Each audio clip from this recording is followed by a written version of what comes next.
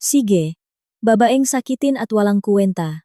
Nasimulan ko na ang makapapeles para sa annulment. Ang bahay na ito, lahat ng naririto, at ang mamahaling sasakyan ay mapupunta sa akin. Kapag natapos na ang lahat ng ito, pakakasalan ko ang aking nobya. Sinigawan akong aking asawa, inanunsyo ang aming paghihiwalay, at pinalayas ako habang ako'y may malubhang karamdaman. Kinuha niya ang lahat. Sa pag-aakalang nakuha na niya ang lahat, akala niya, nanalo na siya. Ngunit nakamali siya ng malaki. Ilang araw lamang ang lilipas, siya naman ang tatawag sa akin na umiyak. Nakahiga si Celeste sa malaking kama na tila malamig. Ngunit ang buong katawan niya'y nag-apoy sa laknat. Ang manipis na duster na madalas niyang isuot sa bahay ay basang-basa ang pawis. Tuyo at masakit ang kanyang lalamunan. Bawat pahinga niya'y may kasamang kirot. 2 araw na siyang nakaratay sa kama. Ganito kahina. Kaninang umaga, nakiusap siya sa kanyang asawang si Paolo na bilhan siyang gamot para sa laknat at mga antibiotik. Ngunit gabi na at hindi pa rin bumabalik si Paolo. Ang malaking bahay ay tahimik. Sobrang tahimik.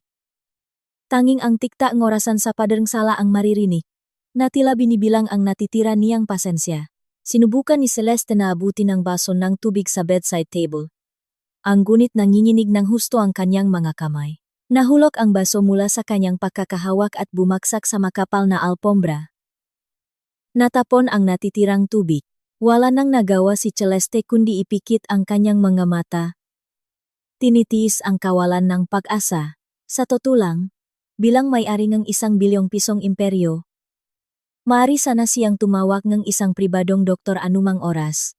Ngunit pinili niyang magtiis. Ito ang kanyang huling pagsubok kay Paolo. Nais niyang makita kung may natitira pa bang kahit katiting na pagmamahal at awa ang kanyang asawa bago niya tapusin ang ilusyong ito. Nagbago si Paolo sa nakalipas na taon. Mula nang mapromote ang kanyang asawa bilang department head sa kumpanya nito, naging arogante ang kanyang pag-ugali. Madalas na siyang umuwi ng gabi at palaging sinisisi si Celeste sa kahit anong bagay. Ang kasukdulan ay 3 buwan na ang nakalipas. Nang magsimulang madalas umubo si Celeste at madaling mapagod. Hindi kailanman nagpakitang awa si Paolo. Sa halip, tinawag pa niya itong babaeng sakitin. Tila nakalimutan na niya na si Celeste ang asawang kasama. Niya mula noong wala pa sila. Mula noong nakatira pa sila sa isang maliit na inuupahang apartment, biglang narinig ang tunog ng isang sasakyang pumasok sa driveway. Bahagyang guminhawa ang pakiramdam ni Celeste. Sa wakas, nakauwi na si Paolo. Siguradong dala na niya ang magamot. Sinubukan ni Celeste na umupo ng tuwid. Isinandal ang masakit niyang likod sa headboard ng kama. Nahintay siya na buksan ni Paolo ang pinto at dalhin sa kanya ang ngagamot. Bumaksak ang pinto sa pagkakasara at narinig ang mabibigat at mabilis na mga yapak. Hindi ito mayapa ngang isang taong nag-alala. Ito ay mayapa ngang isang taong galit.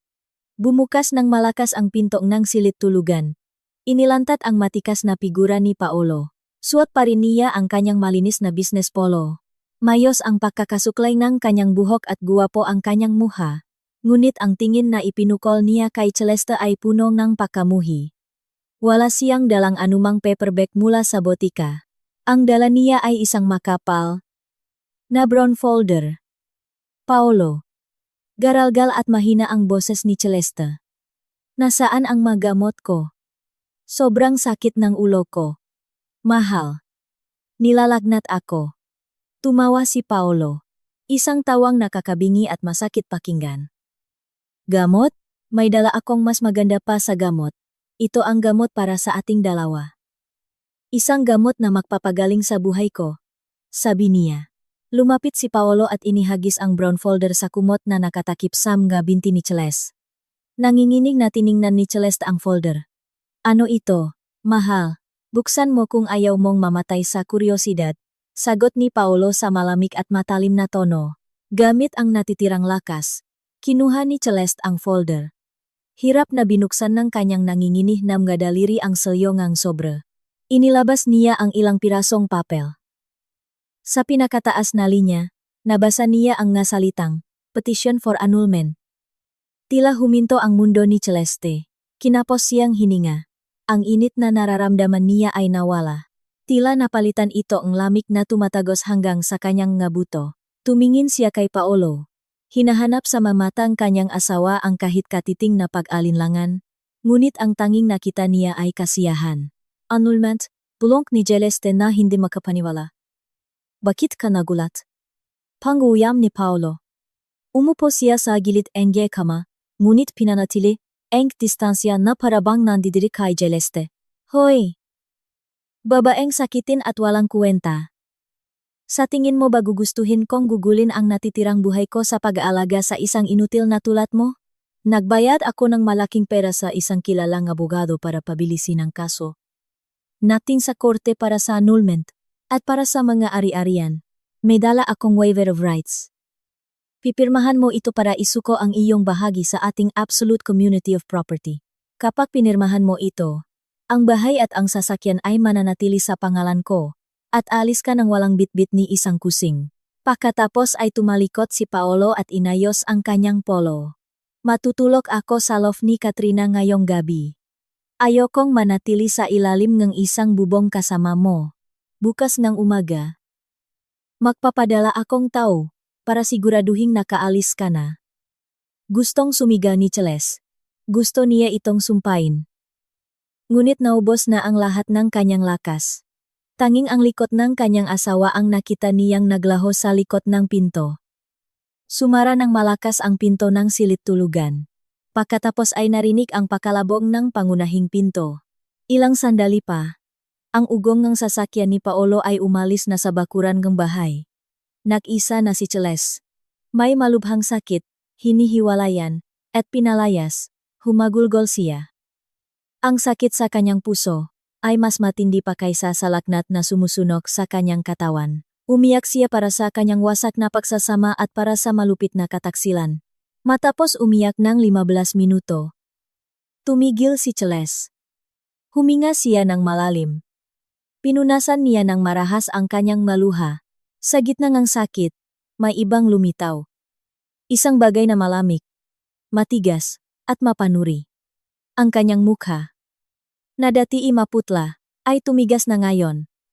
Kinapa niya ang ilalim ng unan. Hindi ito ang unan na madalas niyang gamitin. Ito ay isang dagdag na unan na palagi niyang iniwan doon. Nadamang ang kanyang madaliri ang isang matigas at manipis na bagay. Inilabas niya ito. Ito ay isang high-end na smartphone, mas sopistikado kaysa sa lumang telepono na nakalagay sa kanyang bedside table. Ang teleponong iyon ang kanyang tanging lihim.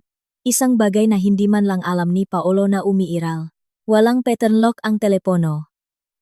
Nagbubukas ito sa kanyang fingerprint. Umilaw ang screen. Nagpapakita ang isang blankong wallpaper. Walang maga social media app. Tonging maga naka-encrypt na business application. Binuksan ni Celeste ang isang contact na nakasave sa ilalim NG Pangalang, Direktor Elena Reyes. Pinindo niya ang call button. Kumakabok ng malakas ang kanyang puso, hindi dahil sa sakit, kundi dahil sa galit na nagsisimulang mamuo sa kanya. Sumagot ang tawag sa unang ring pa lang. Sa kabilang linya, narinig ang kalmado at profesional na boses ng isang babae. Magandang gabi, Ma'am Celeste. Napatawag po kayo ng ganitong oras. Okay lang po ba kayo? Nabalitaan ko pong masama ang pakiramdam ninyo. Huminga ng malalim si Celeste. Sinusubukang pakalmahin ang kanyang nanginginig na boses. Director Reyes, sabi niya, garalgal ang boses ngunit napakalamig ng tono. Contingency plan. I activate mo na. Nagkaroon ng maikling katahimikan sa kabilang linya. Pagkatapos ay naging seryoso ang boses ni Director Reyes. Naintindihan ko, ma'am. Ano po ang nangyari? Pinalayas ako, sabi ni Celeste. Sinimulan na ni Paolo ang annulment. Akala niya, isa akong mahirap, walang kuwenta, at sakiting babae. Naku po, ang kapal ngang mukha ni Mr. Paolo, nanggigigil na sabi ni Director Reyes. Director, masama ang pakiramdam ko. Sobrang taas ng lagnat ko. Kailangan ko ng medical evacuation. Ayokong pumunta sa ordinaryong ospital. Pumunta ka dito sa bahay at sunduin mo ako. Dalhin mo ang private medical team mula sa Street Lux. Walang sirena. Gawin ninyong tahimik. Ayokong may makaalam. Naintindihan ko, ma'am. Ang VVIP medical team ay darating diyan sa loob ng 30 minuto. Ako mismo ang susundo sa inyo. Kakayanin niyo po bang maghintay? Tiningnan ni Celeste ang mga papeles ng annulment sa ibabaw ng kumot. Gamit ang natitirang lakas, kinuyumos niya ang papel sa kanyang kamao. Kailangan kong kayanin, Direktor. Nagsisimula pa lang ang laro. Ibinaba niya ang telepono. Nanginginig pa rin ang kanyang katawan dahil sa laknat. Ngunit ang kanyang mamata ngayon ay kumikinang sa talas sa dilim ng silid. Kagagawa lang ni Paolong pinakamalaking pagkakamali sa kanyang buhay. Pinalayas niya ang kanyang asawa. Hindi niya alam na pinalayas niya ang may-ari nga. Celeste Holdings. Isang pandaigdigang korporasyon na may buwanang net profit na 90 milyong piso. Nahintay si Celeste sa nakakabinging katahimikan. Bawat tiktaang orasan sa pader ay parang martilyo. Mahigpit niyang hinawakan ang kanyang lihim na telepono. Gulong-gulo ang kanyang isip. Natatakot siyang baka biglang bumalik si Paolo. Natatakot siyang baka madelay ang medical team. Ang kanyang katawan ay pabalik-balik sa pagitan ng panginginig at matinding init. Eksaktong 25 minuto ang lumipas. Tahimik na nag-vibrate ang kanyang telepono. Isang text message mula kay Director Reyes. Nandito na kami. Hindi nakalok ang pinto. Papasok na ang team. Nakahinga ng maluwag si Celeste. Inaasahan na niyang hindi ilolok ni Paolo ang pinto. Masyadong arogante ang lalaking iyon para isipin na may magagawa pa ang kanyang asawang halos mamamatay na. Gamit ang natitirang lakas, inalis ni Celeste ang kumot. Dumampi ang kanyang mapaa sa malamig na sahig ng alpombra. Umiikot ng husto ang kanyang ulo. Muntik na siyang matumba. Ngunit kumapit siya sa posteng kama. Kailangan niyang umalis. Gamit ang nanginginig na mga kamay, kinuha niya ang isang mahabang kawat na nakasabit sa likod ng pinto. Isinuot niya ito. Ayaw niyang umalis sa bahay na ito sa isang kahabag-habag na estado. Hindi niya hahayaang agawin ni Paolo ang kanyang dignidad. Dahan-dahang bumukas ang pintong silid-tulugan. Nagulat si Celeste sandali. Ngunit nakita niya ang dalawang tao na may madilim na uniforme. Hindi ito ang karaniwang puting uniforme ng nurse. Kumikilos sila ng mabilis at tahimik. Sa likod nila, lumitaw si Director Reyes. Isang babae na nasa mga 50s. May matatak ngunit mabait na muha. Nakasuot ng business suit. Ang kanyang muha ay nagpakitang malalim na pag-alala nang makita ang kalagayan ni Celeste. Ma'am Celeste. Bulong ni Director Reyes. Handa na ako. Direktor. Mahinang sagot ni Celeste. Ilagay si Ma'am Celeste sa portable stretcher. Utos ni Director Reyes sa medical team. Agad na iniladag, no team ang isang foldable stretcher. Maingat nilang tinulungan, si Celeste na humiga. Ma'am, injection. Ampo namin kayo ng temporary na pampababa ng lagnat para maging mas comfortable kayo sa biyahe. Sabi ng isa sa mga medical team. Tumango lang si Celeste. Naramdaman niya ang isang bahagyang tusok sa kanyang braso at dinaktagal ay kumalat ang isang malamig na pakiramdam. Habang binubuhat siya, huling sinulyapan ni Celeste ang kisamengang silid tulugan. Ang silid na siya mismo ang nagdekorasyon. Ang silid na naging tahimik na saksi sa pagbabago ng ugali ni Paolo. Inilabas siya sa silid at dumaan sila sa marangyang sala. Napako ang tingin ni Celeste sa malaking wedding picture na nakasabit sa pader. Isang larawan niya at ni Paolo na masayang nakangiti. Ang Paolo na karaan na kanyang kilala. Ang Paolo na malambing at mapagmahal. Ngayon, ang larawang iyon ay tila isang panunuya. Iwanan ang lahat. Huwag kumuha ng kahit ano, bulong ni Celeste. Siyempre, ma'am. Wala tayong kailangan mula rito. Matatak na sagot ni Director Reyes. Lumabas sila sa pangunahing pinto. Sa driveway. Walang kapansine-pansing ambulansya. Ang nakaparada ay isang itim na Mercedes-Benz Sprinter na mukhang presidential escort vehicle. Bumukas ang gilid na pinto. Inilalantad ang loob na isang fully equipped na VVIP emergency medical space. Samantala, sa isang marangyang loft sa Bonifacio Global City, malakas na tumatawa si Paolo. Nagsalin siyang soft drink sa isang mataas na baso para kay Katrina. Isang bata at magandang babae na nakasuot manipis na nightgown. So, bukas, opisyal na tayong may-ari ng malaking bahay na iyon. Mahal? Malanding tanong ni Katrina. Siyempre. Pinalayas ko na siya. Hindi maglalakas loob na sumagot ang sakiting babaeng iyon. Wala siyang kahit ano. Bukas, ipapapalit ko ang lahat ng susi at sa makalawa. Pwede na nating simulan ang pakremodel ng kwarto, sabi ni Paolo habang yakap si Katrina. Naku, excited na ako. Sa wakas, magiging atin na ang lahat ng iyon, bulalas ni Katrina. Itinaas ni Paolo ang kanyang baso. Para sa ating bagong buhay, sabi niya. Ang kanyang lumang cellphone ay nasa mesa at naka-silent mode. Ayaw niyang maistorbo ang anumang tawag mula sa sakiting babaeng iyon. Sa loob ng medical vehicle na dahan-dahang dumadausdos sa gabi, sinimulang asikasuhin ang kalagayan ni Celeste. Isang doktor na nahihintay sa loob ng sasakyan ang agad na nakabit ng IFE. Temperatura 40 degrees. Isang malubhang impeksyon, pero kumikilos na tayo. Kailangan natin siyang mailipat agad sa ospital para sa intensive care, sabing doktor. Si Director Reyes ay nakaupo sa isang silya sa tabing kama ni Celeste. Pinagmamasdan niya ang maputlang mukha ni Celeste na may pag-alala. Ma'am, kailangan niyong maging malakas. Inihanda na namin ang lahat sa St. Luke's. Ipinikit ni Celeste ang kanyang mga mata. Nagsisimula ng umepekto ang gamot sa laknat, nababawasan ang pagkahilo. Lumipat ang kanyang isip sa nakaraan. 5 taon na ang nakalipas. Sa simula ngang lahat ng lihim na ito, katatanggal lang ni Paolo sa kanyang unang trabaho. Ilang buwan siyang depressed. Si Celeste, na nuyi isang simpleng may bahay, ay sinubukang aliwin siya.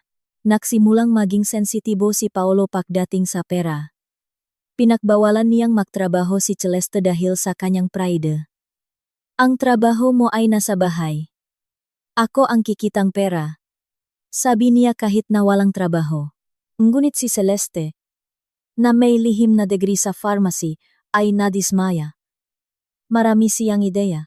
Sa kanyang malibreng oras, sa pagitan ng mga gawaing bahay, nagsimula siyang mag-eksperimento sa kusina hindi nagluluto, kundi bumubuo ng mga skincare product gamit ang mga organic na herbal na sangkap.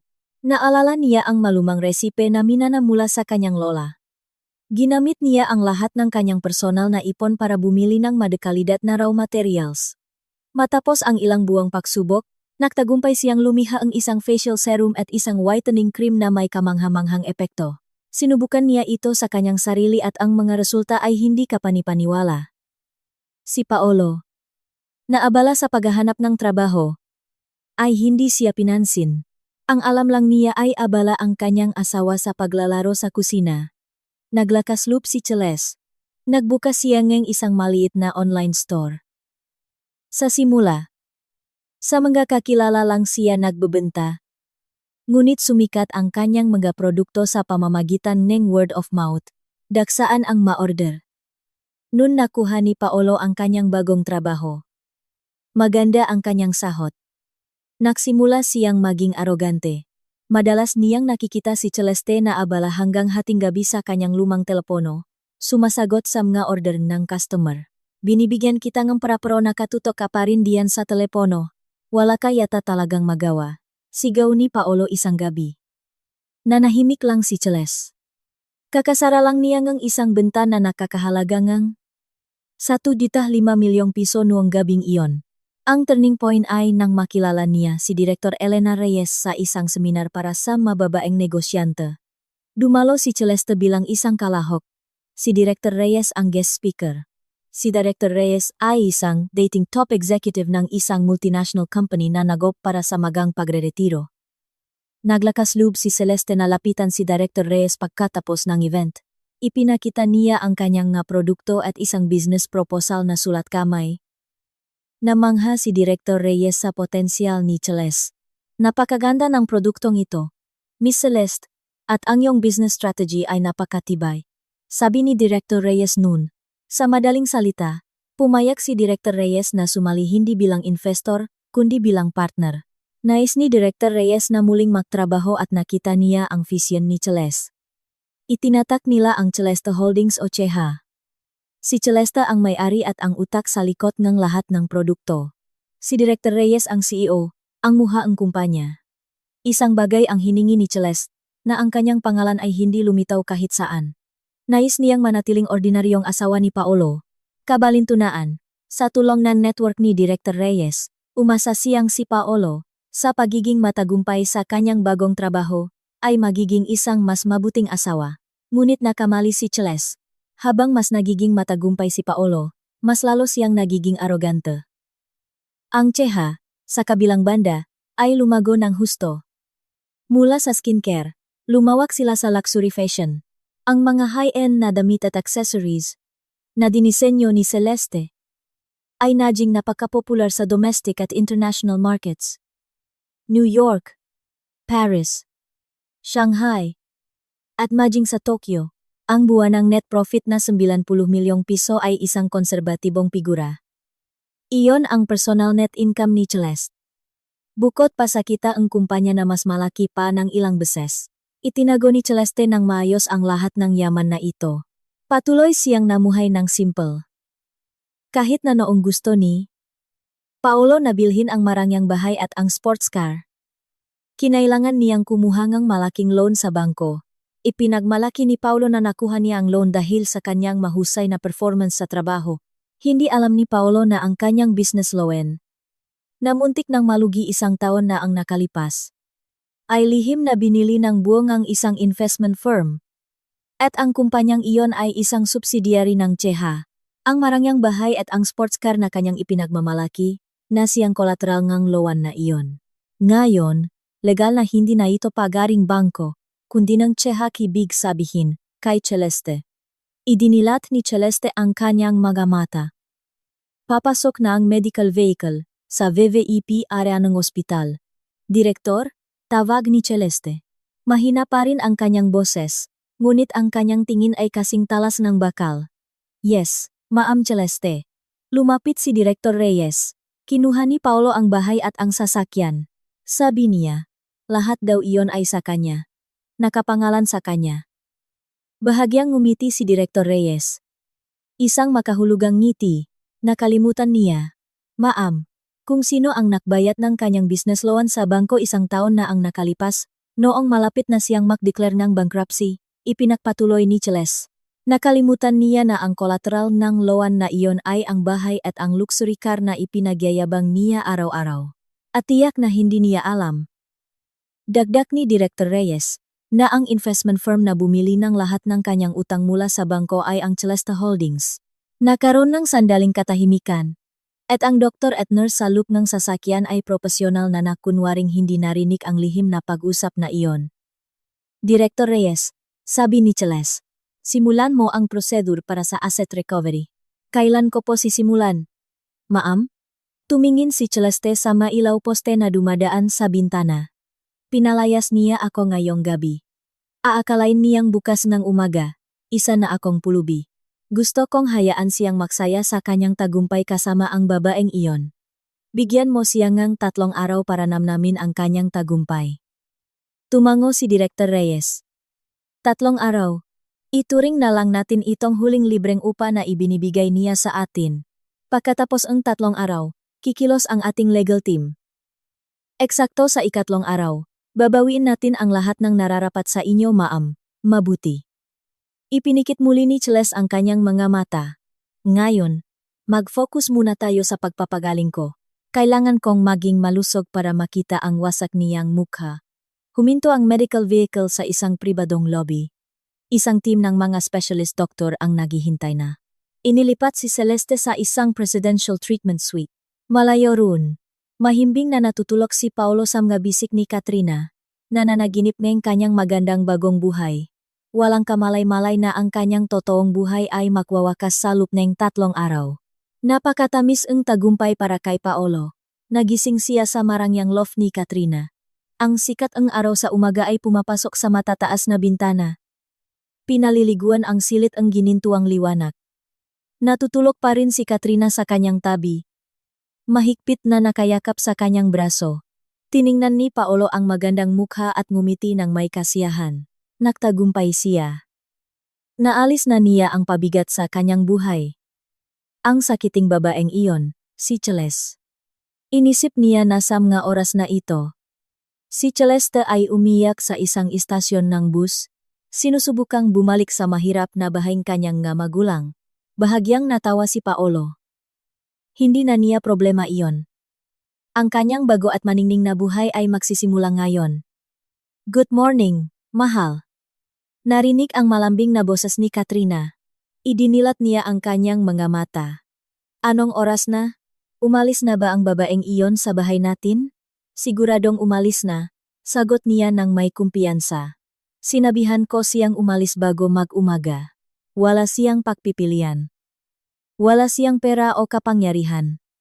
Isa lang siyang mahinang babae na umaasa sa akin. Ngumiti ng malapat si Katrina. Bumangon siya sa kama. Dumulas ang kanyang silk na nightgown. Inilalantat ang kanyang nga balikat. Mabuti. Hindi na ako makapahintay na lumipat doon. Marangya itong loft. Pero ang bahay na iyon ay isang palasyo. At ako ang magiging reyna. Siyempre, mahal. Kahit ano para sa iyo. Sabi ni Paolo. Halika na. Maghanda ka na. Mag-almusal tayo sa ating bagong bahay. Sasabihan ko ang kasambahay na regular na naglilinis na itapon ang lahat ng gamit na naiwan ni Celeste. Ayokong may matirang kahit isang bakas niya. Isang oras ang lumipas.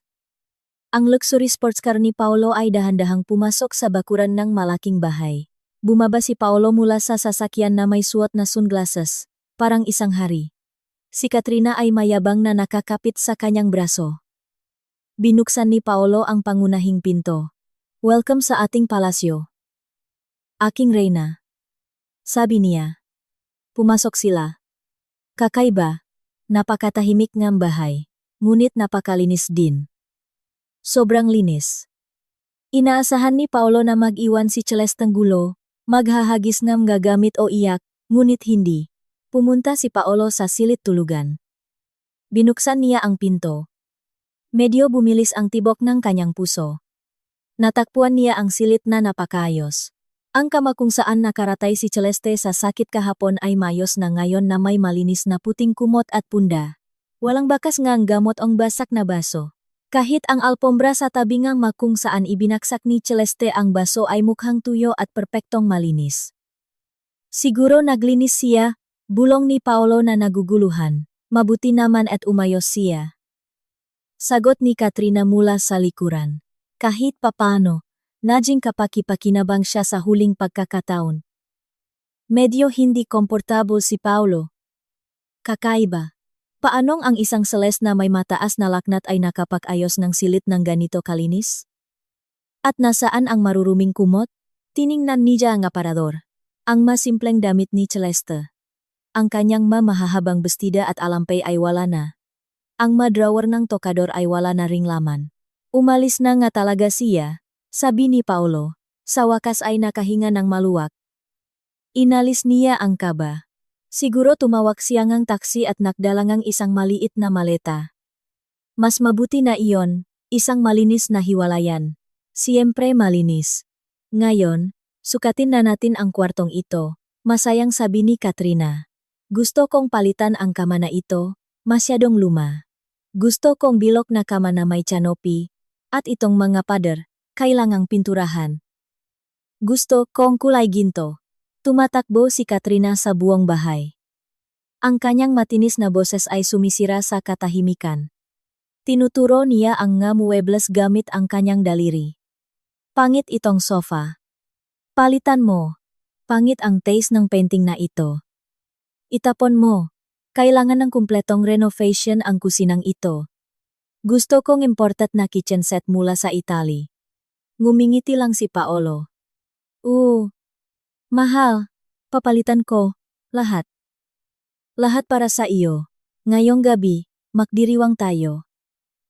Iimbitahan ko ang ating mga malalapit na kaibigan. Order ako ngang pinakamarangyang catering sa siyudad. Kinuha ni Paolo ang kanyang telepono at tinawagan ang kanyang regular na premium catering service. Umorder siya nga mamahaling menu. Imported na Wagyu beef, sariwang seafood platter, at premium European na inumin. Noted, Mr. Paolo. Ang kabuwang halaga ng order ay 120,000 pesos. Ayon po sa procedure, hinihiling po namin ang 50% down payment ngayon. Sabi niya empleyado ni catering sa telepono. Siyempre, ipadala niyo sa akin ang bill. Babayaran ko gamit ang King primary credit card. Mayabang na sabi ni Paolo. Umupo siya sa sofa na sinabi ni Katrina na ayaw niya at binuksan ang banking app. Sinubukan niyang bayaran ang 60,000 pesos na down payment. Inilagay ang credit card number at pinindot ang pay button. Ilang sandali itong nag-process. Pagkatapos, ay lumitaw ang isang pulang notification sa screen. Transaction declined. Kumunot ang nuni Paolo. Kakaiba, ang limit ng card na ito ay 100,000 piso pa. Siguro may problema sa signal, bulong niya. Sinubukan niya ulit. Transaction declined. Mahal, bakit ang tagal mo? Tanong ni Katrina. Naabala sa pagsa-selfie sa sala. Sandali lang, mahal. Mukhang may problema sa network ang bangko. Sinubukan niyang maging kalmado si Paolo. Nagsisimula na siyang medyo mapahiya. Sinubukan niya ang isa pang credit card mula sa parehong bangko. Decline. Nagsimulang mamuo ang malamig na pawis sa kanyang sentido. Hindi ito pwede. Isa siyang VIP client. Bakit nade-decline ang kanyang card? Sinubukan niya ang kanyang debit card. Decline. Insufficient balance. Nanlaki ang mga mata ni Paolo. Insufficient balance. Impossible. Kakapasok lang ng sahod niya 3 araw na ang nakalipas. Mabilis niyang isinara ang payment app at binuksan ang kanyang pangunahing mobile banking app. Kumakabok ng malakas ang kanyang puso. Inilagay niya ang kanyang password. Nagload ang screen. At pagkatapos ay lumitaw ang isang mensahe. Access blocked. Please contact your nearest branch. Nanigas ang katawan ni Paolo. Nagsimulang kumalat ang panik sa kanyang dibdib. Isa itong sakuna. Hindi niya ma-access ang kanyang payroll account. Hindi niya magamit ang kanyang mga credit card. Paolo, tumawag sa akin ang catering. Sabi niya. Rejected pa rin daw ang bayad. Nakakahiya. Sigaw ni Katrina. Ang kanyang mukha ngayon ay nakasimangot. Kalma lang. Mahal. Kalma lang. Nagpapanik na si Paolo. Naalala niya na mayroon pa siyang emergency account sa ibang bangko, isang account na halos hindi niya ginagamit at hindi nakaugnay sa anumang credit facility. Hindi malaki ang balanse. Ngunit malamang may natitira pang ilang libong piso. Gamit ang nanginginig na makakamay. Sinubukan niyang bayaran ang down payment ng catering gamit ang account na iyon. Success. Nakahinga ng maluwag si Paolo. Pansamantala, nailigtas niya ang kanyang mukha sa harap ni Katrina. Kita mo na. Network problem lang. Sabi ni Paolo na may pilit na ngiti. Ayos na. Darating ang catering mamayang 7 gram gabi. Sumigla muli si Katrina. Mabuti. Ngayon, kailangan ko ng mahanda para pumunta sa salon. Pagkaalis ni Katrina, agad na nawala ang ngiti ni Paolo. Maputla ang kanyang muha. Mayroong napakalaking problema. Bakit nakablock ang kanyang pangunahing account? May kinalaman ba ito kay Celeste? Impossible. Hindi kayang gawin ng hangal na babaeng iyon ang ganoong bagay. Ipinangako niya sa sarili na bukas ng umaga. Tatawagan niya ang bangko at pagsasabihan sila. Hihingi siya ng danyos para sa kahihiyang ito. Sigurado. Habang naglalakat-lakat siya sa silid, pinipigilan ang kanyang pagkabalisa, tumunok ang doorbell. Binuksan ni Paolo ang pinto. Isang naka-unipormang messenger ang nakatayo sa harap niya. May hawak na malaking brown folder. Mr. Paolo? Ako nga. Registered mail. Pakipirma po rito. Pumirma si Paolo sa resibo. Isinara ang pinto. At sinuri ang folder. Ang nagpadala ay isang napakamahal na law firm, Villaraza Associates. Inakala ni Paolo na ito ay menja dokumento mi pag-apruba mula sa korte kaugnay minikanyang annulment petition. Binuksan niya ito ng may pananabik. Ngunit ang laman ay hindi isang dokumento mula sa family court. Ito ay isang demand letter. Isang legal na babala. Mabilis na binasa ang kanyang mga mata ang matitigas at formal na mga pangungusap. Mahal na Shino. Sa nakalan ang aming kliyente, ang Seha Holdings, ay pinapalam namin sa inyo na kayo ay nakakaroon ng breach of contract sa inyong business credit line. Ang kabuang halaga ng inyong principal, 150 milyong piso, ay duna. Nilabag ninyo ang financial covenant ng inyong loan agreement. Natuklasan na aming kliyente, ang Seha Holdings, na naikla na bankruptcy ang iyong lihim na side business anim na puwent na ang nakalipes at may mga utang kang tinakasan. Dahil dito, na-activate ang cross-default provision. Dahil sa sadyang pagtatago ninyo ng inyong bankruptcy, kayo ay nasa aggravated default. Ginamit ng aming kliyente ang kanilang legal na kapangyarihan upang pabilisin ang proseso sa korte. Dahil binalewala ninyo ang manaw ng warning letter sa nakalipas na 3 buwan ng palihim na bilhin ng aming kliyente ang inyong utang. Binibigyan namin kayo ng huling 72 oras na final notice to vacate. Kung hindi, agad naming ipapatupat ang final writ of possession na inisyu ng korte. Kung mabibigo kayong gawin ito, agad naming isasagawa ang foreclosure ng inyong nga ari-arian. Particular, isang 1. Unit ng bahay sa 12 Robles Street, Ayala, Alabang, at isang 1. Unit ng luxury sports car. Ang basong hawak ni Paolo ay nahulog mula sa kanyang kamay at nabasag sa mamahaling marmol na sahig. Umagos ang pawis sa kanya. 3 araw. 150 milyong piso. Foreclosure ng bahay. Hindi. Impossible. Bulong niya na nanginginig. Ako. Nagbayad akong installment nung nakaraang linggo. Anong breach? At ano itong Seha Holdings? Ang kanyang selebrasyon ng tagumpay ay biglang naging simula ng isang bangungot. Noong gabing iyon, sa gitna ng musika at tawanan kasama ang kanyang makaibigan at si Katrina. Isang pekeng ngiti lamang ang naipakita ni Paolo. Gulong-gulo ang kanyang isip. Ramdam niya ang isang hindi nakikitang bitak na dahan-dahang sumasakal sa kanyang leg. Hindi nakatulog si Paolo buong gabi. Sa kanyang tabi, mahimbing na natutulog si Katrina. Pagod matapos ang kanilang maliit na party. Ngunit sa isip ni Paolo, ang masalita sa demand letter ay paulit-ulit na umiikot na parang sirang plaka. 150 milyong piso. 3 araw. Foreclosure. CH Holdings. Kinabukasan, bago pa man tuluyang sumikat ang araw, tumalon si Paolo mula sa kama. Masakit ang kanyang katawan at namumula ang kanyang mga mata. Hindi siya naligo, nahilamos lang at nagbihis ng basta-basta. Wala na siyang pakialam sa kanyang itsura. Eksaktong alas 8 ng umaga.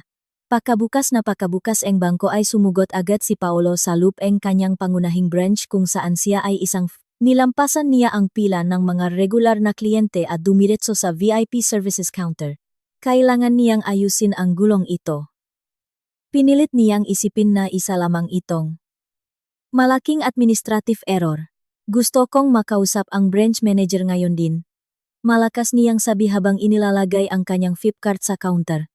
Agad siyang inasikaso ang nagulat na empleyado. Pinahintay si Paolo sa isang espesyal na silid. 5 minuto ang lumipas. Isang maayos na customer relations manager ang humarap sa kanya. Hindi ang branch manager. Magandang umaga, Mr. Paolo.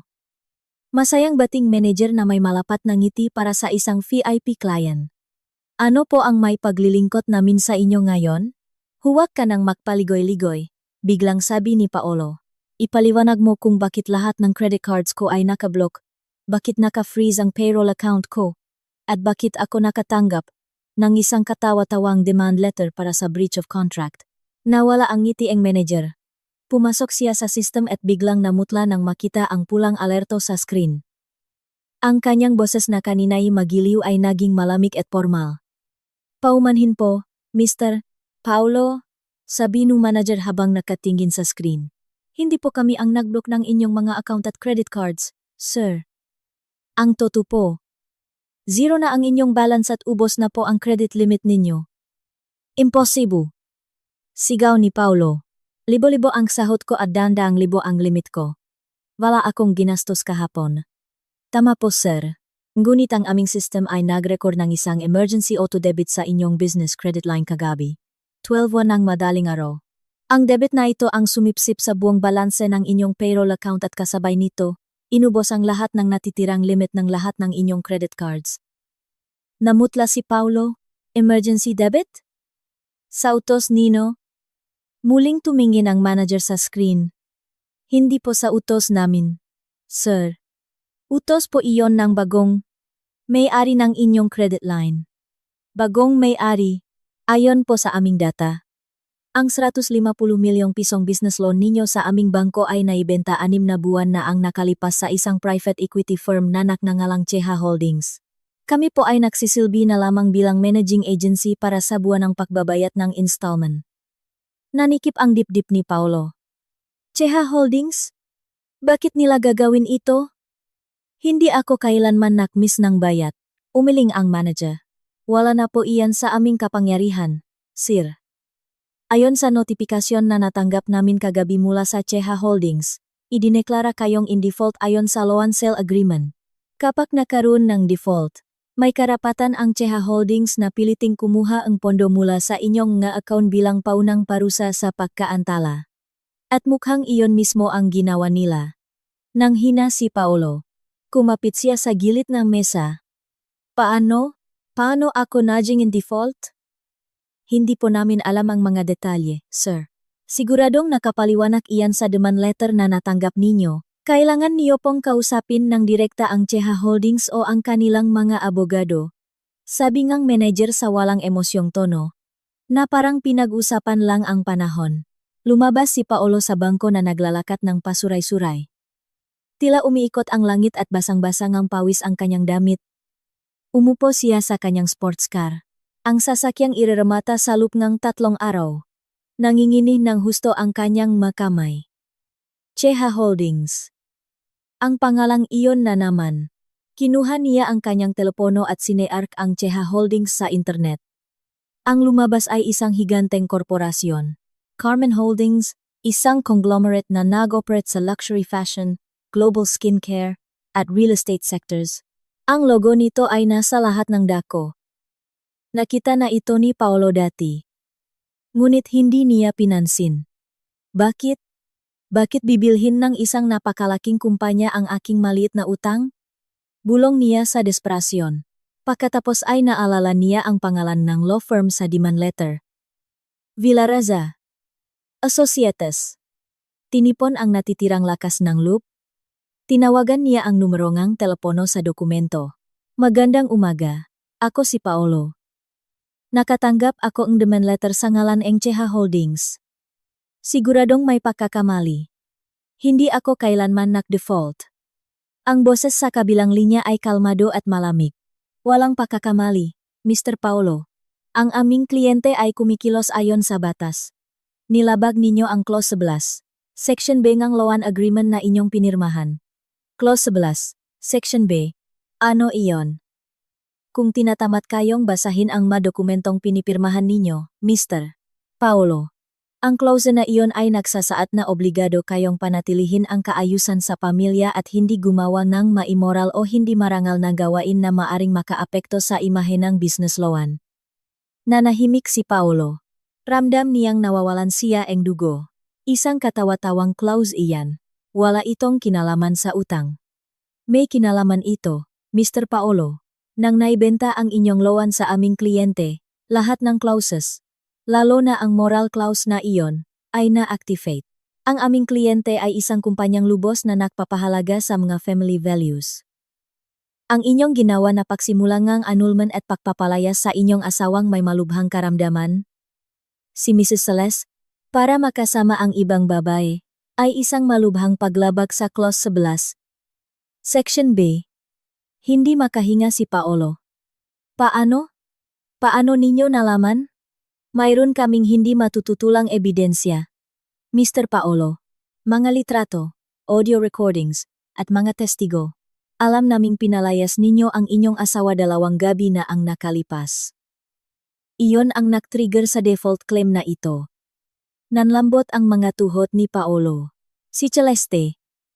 Lahat ng ito ay dahil kay Celeste. Pero paano?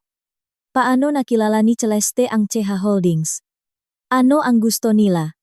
Bigyan niyo akong panahon. Babayaran ko ang mga installment. Nagmamakaawa na ngayon si Paolo, nanginginig sa takot. Huli na ang lahat. Hindi interesado ang aming kliyente sa mga installment. Ayon sa demand letter. Mayroon ka pang. Tingnan natin. Mayroon ka pang 2 araw at 8 oras para bayaran ang 150 milyong piso. Kung hindi, pupunta ang aming execution team para iremata ang inyong bahay at sasakyan. Naputol ang tawag. Inihagis ni Paolo ang telepono sa dashboard. Sumigaw siya sa loop ng sasakyan. 150 milyong piso sa loop ng 2 araw. Impossible. Naka-freeze ang kanyang sahod. Ang tanging ari-arian niya ay ang bahay at sasakyang ito, na lumalabas na hindi pala sa kanya. Sinubukan niyang mag-isip ng malinaw. Si Celeste, gawa ito ni Celeste. Pero paano? Nagtatrabaho ba si Celeste sa Cheha Holdings bilang janitor? At nagreklamo sa kanyang amo? Imposible. Walang lohika. Sinubukan niyang alamin kung sino ang may-ari nga, Holdings. Binuksan niya ang isang business news portal. Ang may-ari ng Cheha Holdings ay isang misteryosong figura. Ang kumpanya ay pinamumunuan ng isang CEO na nagngangalang Direktor Elena Reyes. Elena.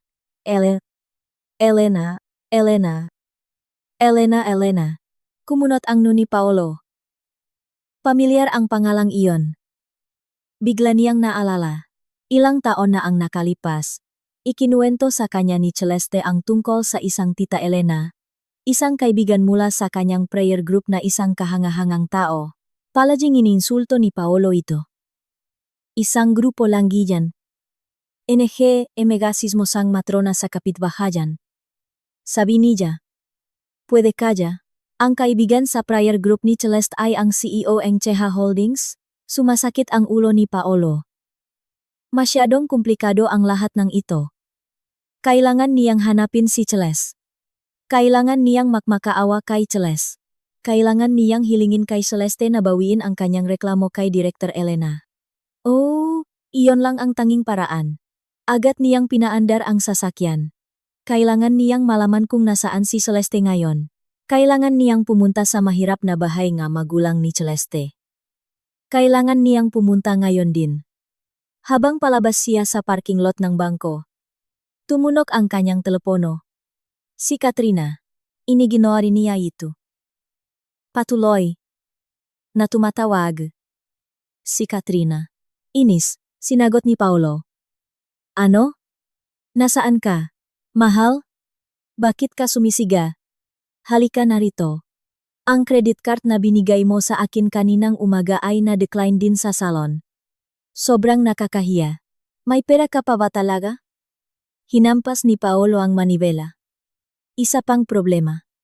May emergency ako. Bayaran mo muna gamit ang pera mo. Ano? Pera ko? Imposible. Mag-transfer ka ng pera sa akin ngayon din. Sabi nang may emergency ako. Ibinaba ni Paolo ang tawag. Sa salon. Tulala si Katrina habang nakatingin sa kanyang telepono. Ito ang unang beses na sinigawan siya ni Paolo. Nagsimula siyang makaramdam na may mali. Ang mayamang lalaki na ipinagmamalaki niya ay biglang nakaproblema sa lahat ng kanyang cards. Nagsimulang lumaki ang hinala sa kanyang isip.